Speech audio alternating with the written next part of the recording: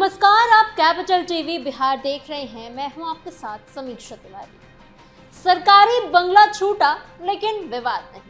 करीब 2 दशकों तक सत्ता और राजनीति का बड़ा प्रतीक रहा 10 सर्कुलर रोड अब पीछे छूट चुका है, लेकिन लालू परिवार का नया ठिकाना बनते ही पुराने जमीन विवाद फिर से सुर्खियों में लौट आए हैं। सवाल सिर्फ नए बंगले का नहीं बल्कि उस जमीन का भी है जिस पर ये आलीशान हवेली खड़ी हुई है। ये जमीन पहले वेटनरी कॉलेज की थी। सरकार ने सांसदों विधायकों को घर बनाने के लिए ली थी। लालू यादव ने किस तरह 4 प्लॉट पर कब्जा कर बड़ी हवेली बनाने के लिए जमीन जुटाई? क्या ये सब नियमों के मुताबिक हुआ या फिर सत्ता की ताकत से सरकारी व्यवस्था को भी बदल दिया गया? आखिर क्यों फिर चर्चा में आ गई सुशील मोदी की किताब लालू लीला और उसमें किए गए बड़े दावे?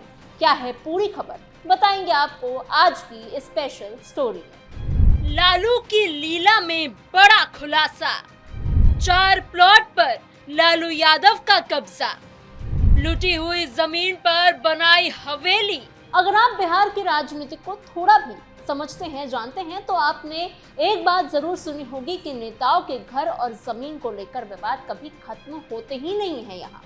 लेकिन इस बार चर्चा किसी चुनावी रैली या बयान की नहीं है, बल्कि लालू यादव के उस नए आलीशान बंगले की, या ये कहें आलीशान हवेली की है, जिसमें अब उनका परिवार शिफ्ट हो चुका है। ये बंगला पटना के कौटिल्य नगर में बना हुआ है और इसके साथ एक पुराना आरोप फिर से चर्चा में आ गया है, जिन जो है वो बॉर्डर के बाहर निकल आया है। आरोप यह है कि जिस जमीन पर आज ये बड़ा आवास बना है, उसके पीछे कई ऐसे प्लॉट्स हैं जो नियमों के खिलाफ और बेहद कम कीमत पर लालू यादव के नाम हुए हैं। ये दावा कोई नया नहीं है। ये दावा बिहार के पूर्व उप मुख्यमंत्री सुशील कुमार मोदी ने अपनी किताब और कई प्रेस कॉन्फ्रेंसेस में की थी। आइए पूरी कहानी शुरू से आपको समझाते हैं। सबसे पहले बात उस जमीन की जहां आज ये पूरा बंगला खड़ा है।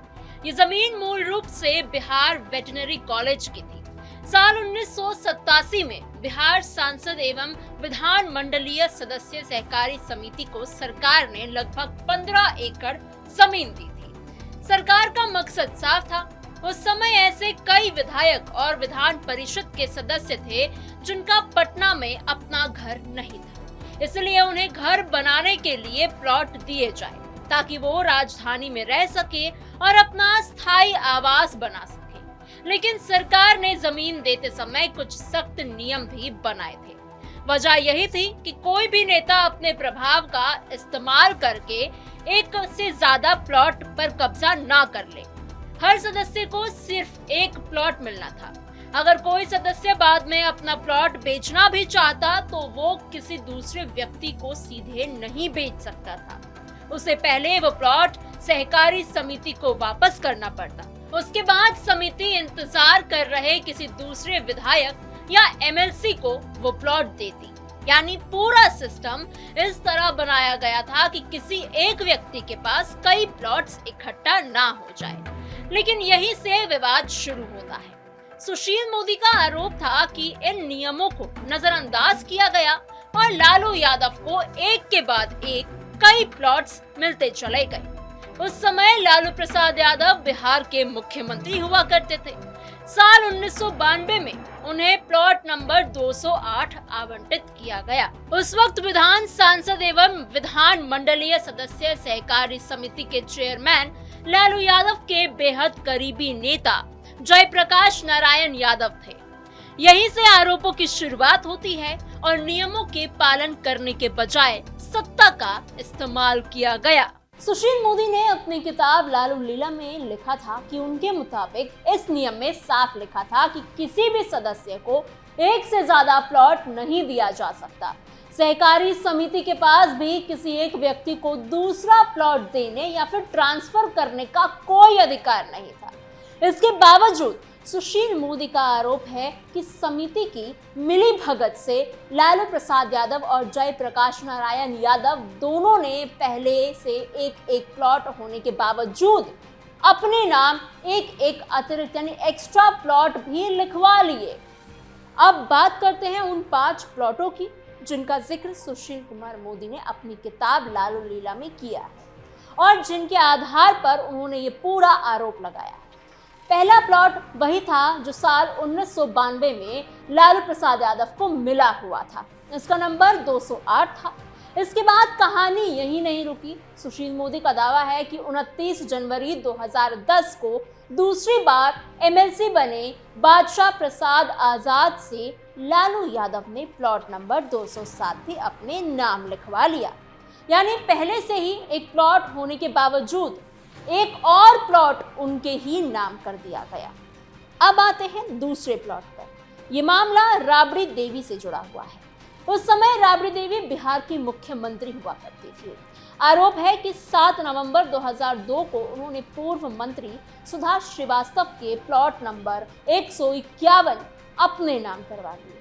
ये प्लॉट करीब 2422 वर्ग फीट का था। इतना ही नहीं, उस जमीन पर पहले से बाउंड्री वॉल बनी हुई थी और बोरिंग भी हो चुकी थी। यानी प्लॉट पूरी तरह से तैयार हालत में था। लेकिन सुशील मोदी का दावा है कि लाखों रुपए की कीमत वाली इस जमीन को सिर्फ 72,000 रुपए में राबड़ी देवी के नाम लिखवा दिया गया। अब तीसरे प्लॉट की कहानी सुनिए। 1 सितंबर 2003 की बात है। उस समय भी राबड़ी देवी मुख्यमंत्री थी। आरोप यह है कि उन्होंने तत्कालीन मंत्री अब्दुल बारी सिद्दीकी को प्लॉट नंबर 151 दे दिया और बदले में उनसे ज्यादा महत्वपूर्ण जगह पर मौजूद प्लॉट नंबर 209 अपने नाम सिर्फ और सिर्फ 37,000 रुपए में लिखवा लिया। यानी एक तरह से प्लॉट की अदला बदली हुई और आरोप ये लगा कि इसका फायदा पूरी तरह से लालू परिवार को ही मिला। अब बारी चौथे प्लॉट की।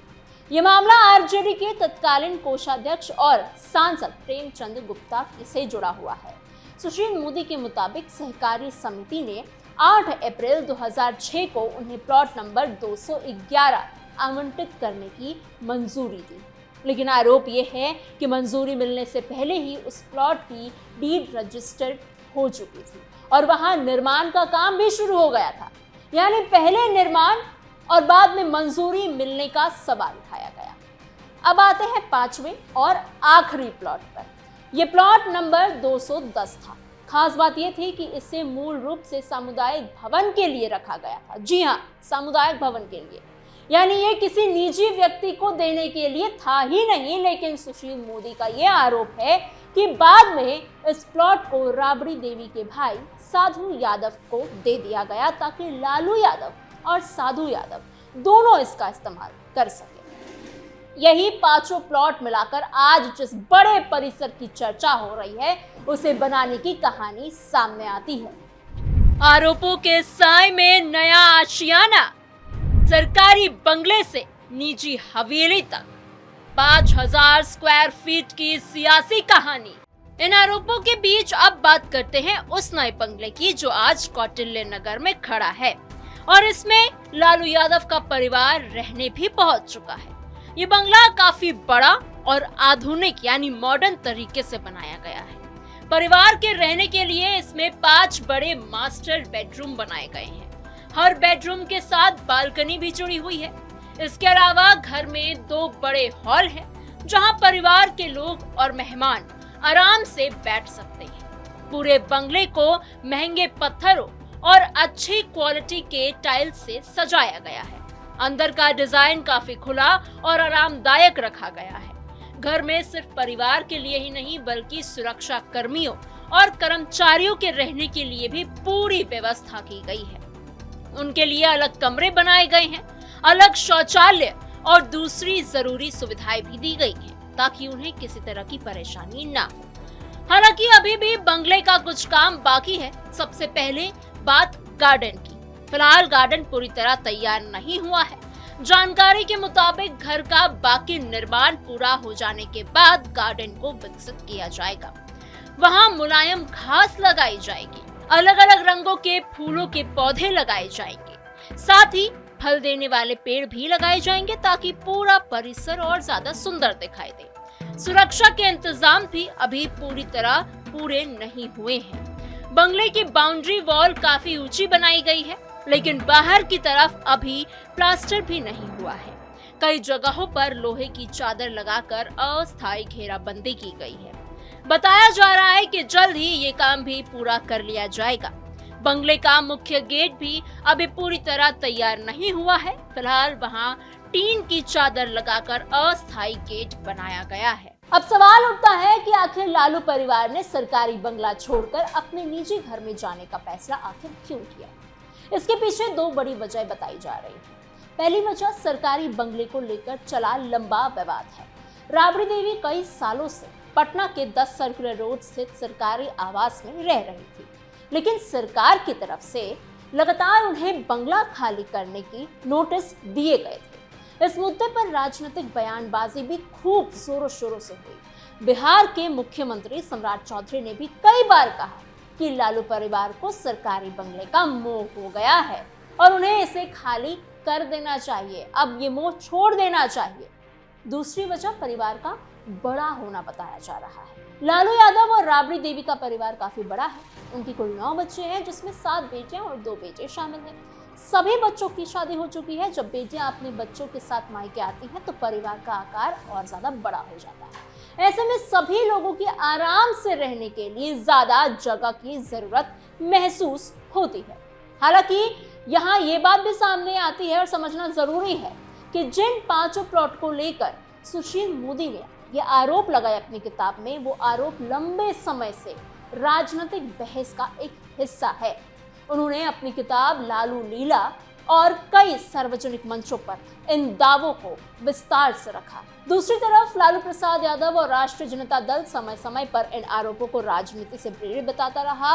यानी एक तरफ गंभीर आरोप है, दूसरी तरफ उनका खंडन भी किया जाता रहा। फिलहाल इतना जरूर है कि कौटिल्य नगर में बना ये नया बंगला सिर्फ एक घर नहीं, बल्कि बिहार की राजनीति, जमीन के पुराने विवाद, सत्ता के इस्तेमाल, नियमों पर उठे सवाल और लंबे समय से चलती आ रही राजनीतिक टकराव की कहानी का हिस्सा बन चुका है।